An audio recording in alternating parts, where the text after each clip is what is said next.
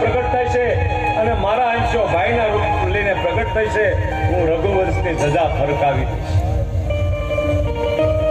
તમારો પુત્ર બનીને સંતોનું સંરક્ષણ કરીશ, ધરાને ધન્ય બનાવીશ અને મહાત્માઓના અટકતા યજ્ઞોને ફરીવાર પ્રગટાવી દઈશ. સંતોના આશ્રમોમાં જઈને પૂછીશ કે તમે સુખી છો? મનુ અને શત્રુપા નાચવા લાગ્યા. ભગવાને શત્રુપાને પૂછ્યું કે તમારે કઈ માગવું છે?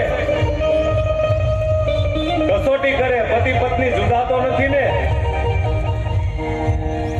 શત્રુપાજીએ કહ્યું કે મહારાજ, આપ કસોટી કરતા હો એમ લાગે, પણ મારે કાંઈ માગવું નથી. કારણ મારા પતિએ જે માગ્યું ને એ મને ખૂબ ગમ્યું.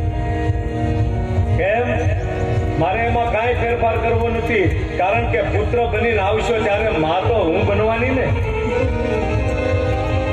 હું અને તમે મારા પુત્ર મારી પાસે જ મોટા થવાના, એટલે મારે કાંઈ માગવું નથી.